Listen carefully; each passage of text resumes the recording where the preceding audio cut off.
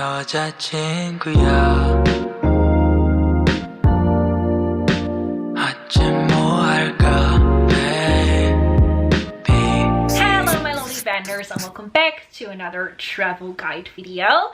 So in case you haven't watched the two previous parts, I created this travel guide series about Seoul, South Korea, because I've been there 5 times. The very first time was in 2023, and I have so many tips and recommendations for you guys. And in the previous videos, I talked about public transportation, the best accommodations, the best neighborhoods, and in this video I will talk about my favorite subject when it comes to Seoul, and that is restaurants and cafe hopping.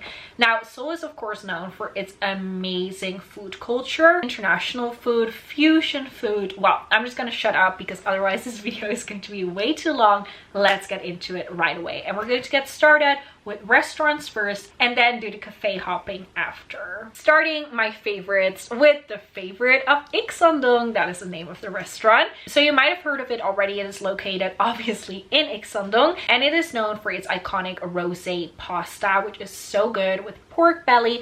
I don't normally even eat pork, but I made an exception for this because it was incredible. Definitely worth the hype.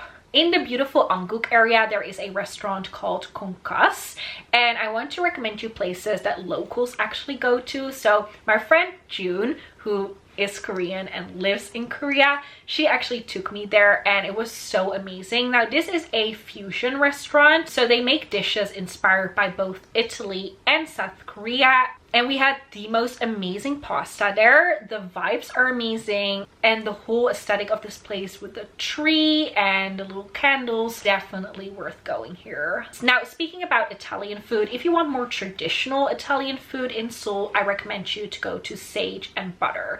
Now this is another recommendation by a local, because my friend Elle, although she's not Korean, she has been living in Korea for a lot of years already. I don't know how many years, but like 5 years or so, and this is her ultimate favorite restaurant. Now they have amazing pastas, but I especially really love their tiramisu. It is amazing. I mean, look at this clip. How delicious does that look? Okay, now we had Italian, Korean food, we had Italian food, and then if you want to go traditional Korean food, which you have to do obviously if you're in Seoul, I recommend Sinsajeon. So this is a place most known for its honey makgeolli. So makgeolli is a traditional Korean alcoholic drink. It looks like this. It looks quite milky, and it is a rice wine. And in that place in Sinsajeon, it is served with a honeycomb, which is so amazing. I say amazing so many times in this video, but yeah, truly everything is amazing. Otherwise it wouldn't be a recommendation, right? So that honeycomb makgeolli is especially great if you combine it with a good kimchi jjigae, and the kimchi jjigae that they have there, I mean, I don't want to say amazing again, so I will say divine, because that is what it is. I wish I had it right now because it's so warm and it's such a cozy meal. I love it. A really good place to go with your friends or with your family, and also a place where many locals go. Okay, now to close off this restaurant portion, very important note. So Seoul is a city that is based on trends and hypes. Now this is amazing obviously because Seoul always has the latest trendy shops with amazing accessories and super cool pop-ups, but it also means that when you find a place that you like, it might not exist anymore a year from now or even a month from now. And that just has to do with the fast-paced energy of Seoul. People queue for a restaurant one day and then they're tired and bored of it the next. Which, you know, depending on how you look at it, it can be good for the economy and everything, or it can be very bad, destructive. I will just leave it at that.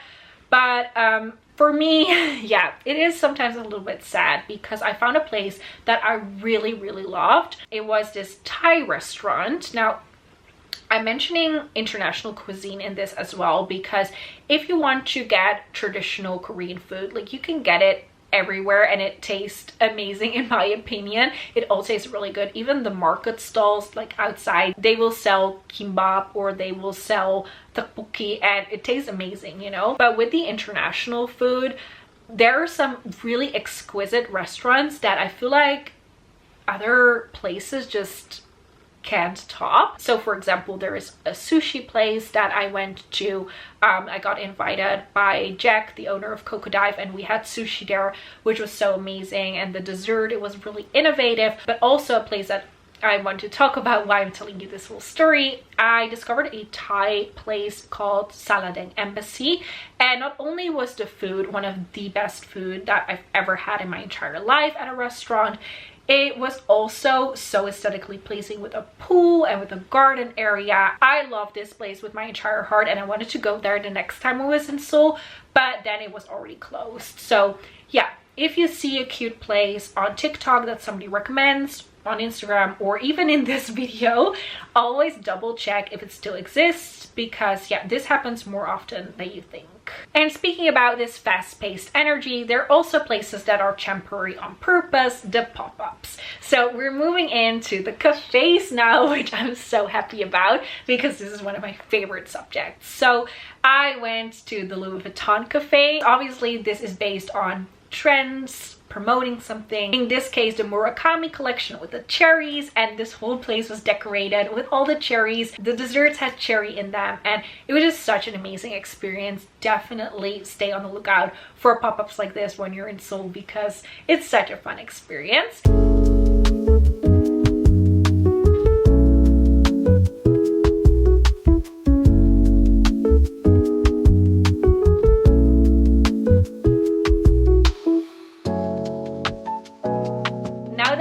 Talking about sweet treats and cafes, let's actually go back to Ikseondong, where we started this journey with the favorite of Ikseondong.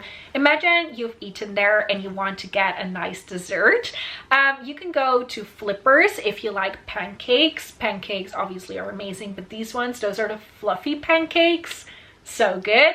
But you can also go to Mill Toast House, which is very hyped, but hyped for good reason in my opinion. I mean, to be honest, some cafes are just aesthetically pleasing and don't really deserve the hype, but Mill Toast House, they steam their bread in bamboo baskets, making it extremely soft and fluffy. Especially their corn flavored one, it's so good. And then cafe hopping is a real thing in Seoul, so in case you haven't heard about it, it's just basically where you go to multiple different cafes in one day. And I love it. I never heard of the concept before hearing about it from girls that went to Seoul on TikTok. Like before that, I didn't even know that was a concept, but it's definitely worth trying. I personally recommend to go to this combo. So first off, Cafe Margaret. They offer a wide variety from melon bread to fruit cakes. My personal fave is this matcha cube pie. So delicious, a 10 out of 10. Close by, you can find Yum Yum, where you can go for a refreshing aid or an ice cream latte.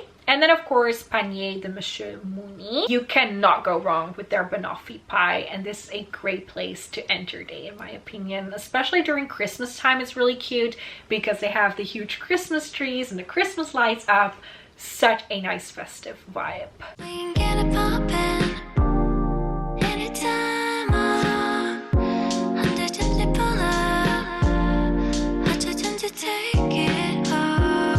Then salt bread is obviously very popular in South Korea, and there are two places that everybody seems to be raving about. Now, Soa Salt Pond is actually worth the hype in my opinion. The aesthetic of the place is so cute with the little pond, and the salt bread itself is really good. Now this place, I get why people recommend it. It's not bad and the vibe is definitely there, but their actual salt bread is a little too greasy in my opinion. I don't know how to explain it, but it's just, yeah, greasy I guess is the right word for it. It's just too heavy for me.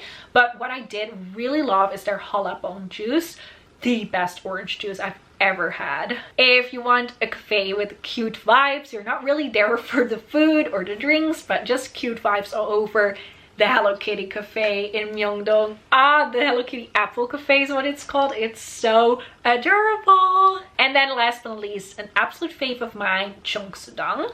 Now they have two locations. One is in Yeonnam.